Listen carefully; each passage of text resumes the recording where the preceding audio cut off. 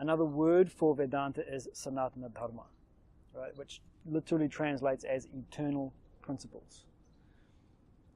So what that means is then that the study of this knowledge is for us to come to understand what are the eternal principles that underlie my experience. Right? So remember, this is a subjective science. It's subjective inquiry. You go to a university and you study biology, physics, chemistry, politics, literature, art, etc. It's objective study. You're learning about something out there in the world. Right? This is subjective science. It's the same sort of basic method of inquiry, but this time the field of inquiry is not something out there. The field of inquiry is this thing in here. It's one's own self. It's the subject. So then what is it that makes you experience your life the way that you do? These fundamental principles that govern all human experience. This is the knowledge of higher values. This is Sanatana Dharma. Right? So what happens is that we start with a general study.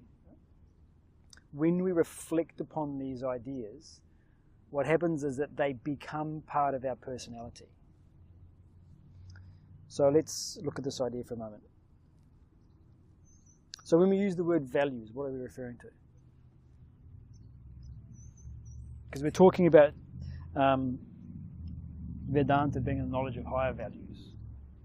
So when we talk about your values, what are we referring to? Yourself? What else?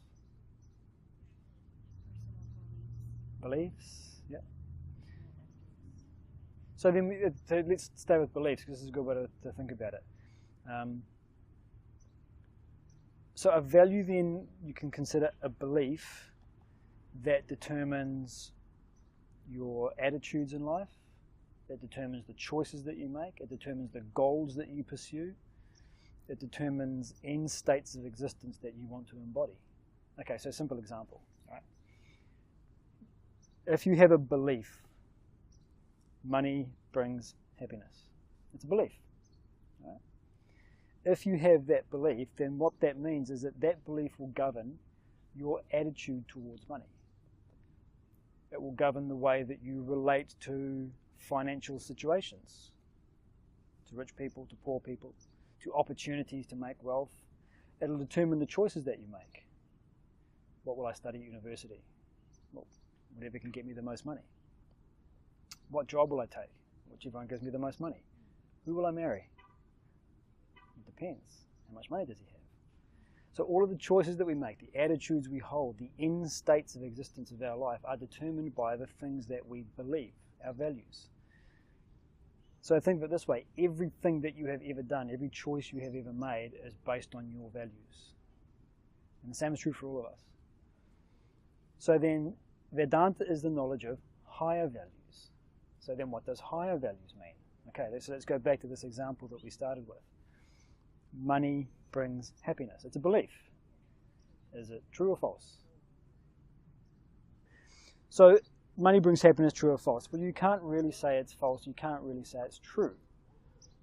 You can't say it's false in the sense that if you don't have any money, if you're poor, if you're homeless, then having a certain quantum of money, having a certain amount of wealth coming in, is definitely going to raise your standard of living. It's going to raise your subjective well-being. You're going to be a happier person. So to say that money can't make you any happier it's not really true. However, to say that money brings happiness sort of implies that the more money I get, the happier I get. If I go from 100,000 to 1 million, well, that means I'm 10 times happier. It doesn't work that way. So we know it's not true, but we know it's not false. So there's some truth to it. So let's reflect on a different value now. Let's say we have the value that money has a limited capacity to make you happy. It has a diminishing quality. And if we relate to it wrongly, it can make you miserable. This is another belief. It's another value. The question is, which one is more accurate? Which one is a more accurate reflection of the reality? Okay, so the second one. It's true, yeah, money can make you happier, but it doesn't always make you happier the more you get. Right? There's plenty of people with plenty of money who have committed suicide. If money made you happy, you wouldn't find that. You wouldn't find rich people who are miserable. We know that it happens. So then the second belief is a more accurate reflection of the reality of your life. So a higher value means a more accurate value. It's more real. It's more true. So the job of the intellect is to discriminate. So the path of knowledge is designed for your intellect. That's what it does. It thinks, it discriminates a thing from what it is not.